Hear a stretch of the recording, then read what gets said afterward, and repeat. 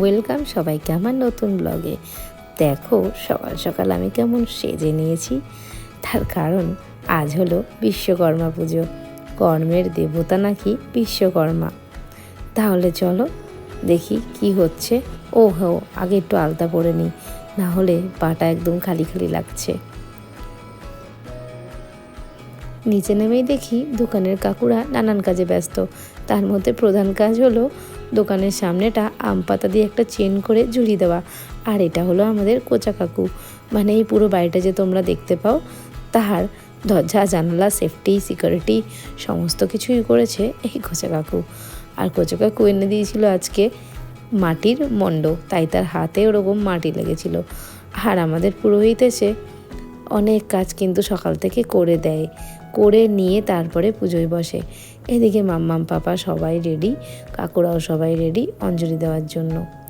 যদিও আসল টাইমে উনি ছিলেন না, ওই দোকানের সবাই ছিলেন আর পাপা ছিল, আর আমার হাজবেন্ড তো ছিলই। আর আমিও বিশ্বকর্মা দেবতাকে অঞ্জলিটা দিয়ে দিই। এখানে হোমের জন্য সবটাই রেডি হয়ে গেছে। হ্যাঁ, আগেরবার না মূর্তি ছিল, এইবার মূর্তি আসেনি। তার কারণ মাম্মামার পাপা কেউ থাকবে না। এখানে আবার নিয়ম হলো বিশ্বকর্মা পুজোয় বা যে কোনো পুজোয় যদি মূর্তি থাকে, সেই মূর্তির জন্য প্রতিদিন একবার করে ব্রাহ্মণকে আসতে হবে, যতদিন না পর্যন্ত মূর্তি জলে যাচ্ছে। তাই এই ব্যাপারটাকে সামলাবে বলুন তো। তাছাড়া পুরোহিত কাকুরও শরীরটা খুব একটা ভালো নয়, তার ছেলেকেই আসতে হবে। সেও পড়াশুনো করে আর খুব ভালো স্টুডেন্ট। যাই হোক, বেশি কথা না বাড়ি একটু অঞ্জলিটা দিয়ে দিই। কুণ্ডলী কাক্ষম রুক্ষবাং শরণাগতং শ্রীতে সকল কল্যাণং ভাজনং পুরুষোত্তম। অঞ্জলি দেওয়ার পরপরই উনি এরমভাবে টিপ পরিয়ে দিলেন। আর তারপরে ও এসে অঞ্জলি দিতে বসলো, কারণ চারদিকে নানান কাজ করে স্নান করতে একটু দেরি হয়ে গেছিল। দোকানের কাকুরা সবাই চায় বিশ্বকর্মা পুজোর দিনকে যাতে খিচুড়ি হলেও হয়। তার জন্য কাকিমা আর শুভর বউ দুজনে সে সমস্ত কাটাকাটি করতে অনেকটা হেল্প করেছে। আর তার ফাঁকে আমি আরও চলে গেলাম একটু আমাদের গ্রামের বাড়িতে। আপনাদের আগে কখনো শেয়ার করা হয়নি আমাদের গ্রামের বাড়িটা কীরকম। চলো তাহলে, নদী, অনেক গাছ, অনেকটা রাস্তা, অনেক জমি পেরিয়ে সেখানে যেতে হবে। আর আমাকে দেখো রৌদ্রের মধ্যে আমি মুখ পুরো ঢেকে নিয়েছি। ছোটোবেলা থেকেই গ্রামের এসব রাস্তাঘাট আমাকে টানে। অনেক ছোটোবেলায় মায়ের সাথে মামার বাড়ি যেতাম, আর সেখানে গিয়ে আমার দুষ্টুমি শেষ থাকতো না। আর এখন দুষ্টুমিটা হয়তো একটু কম, কিন্তু দেখার ভাবনা চিন্তা সেই আগের মতোই। এই নদীর ধার দিয়ে এর আগে অনেকবার গেছি, কখনো জল এরম পরিপূর্ণ দেখিনি। এইবারে খুব বৃষ্টি হচ্ছে তো, তাই জলটা এত ভরে আছে। এই ঢালটা দিয়ে নামলেই আমাদের গ্রামের বাড়ি শুরু হচ্ছে।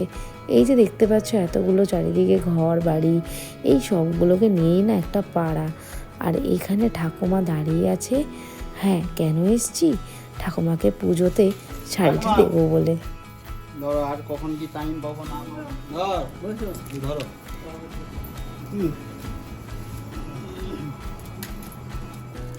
শুনেছি এ বাড়িতে আমার শ্বশুরমশাইয়ের বিয়ের সময় নাকি তার শ্বশুরমশাই একটা গরু পাঠিয়েছিল। এই গরুটাকে দেখতে না বেশ হয়তো তারই মতো। ওর কানে ওই টিকিট নাম্বারটা কী বলুন তো, গভর্নমেন্ট থেকে ওর জন্য একটু হলেও খাবার আসে। আর ওই যে দূরে যতদূর জমি গেছে ততদূরই এই বাড়িরই জমি। এবার বাড়িটাকে আমি একটু সাইড থেকে দেখাই। এই যে এত বড় বাড়িটা, আর সামনে রয়েছে এরকম হরি মন্দির। আর এইদিকে হচ্ছে ওর সেজু কাকুর বাড়ি। এখনও কিন্তু এই বাড়ির পিছনে একটা মাটির ঘর রয়েছে, যেটাকে আমি পরে একটা ব্লগে দেখাবো। তাহলে এখন বাড়ি ফিরতে হবে।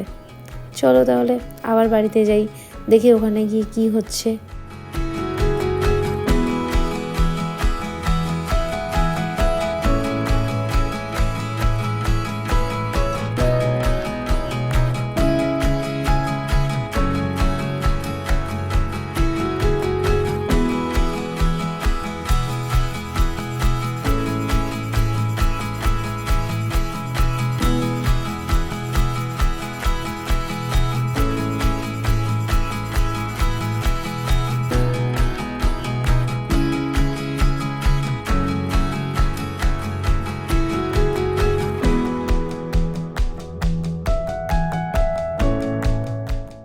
ফিরে আসার প্রায় 1.5 ঘন্টা পর বাড়ির সামনেতে সবাইকে খেতে বসিয়ে দেওয়া হলো। কিচ্ছু ছিল না, অনলি খিচুড়ি আর পটল ভাজা। আর খিচুড়ির সাথে ছিল অনেক সবজি, তাই খিচুড়িটা খেতে সত্যিই খুব অপূর্ব টেস্ট হয়েছিল। তাহলে ভিডিওটা এখানেই শেষ করছি। ফিরে আসবো আবার একটা নতুন ব্লগ নিয়ে।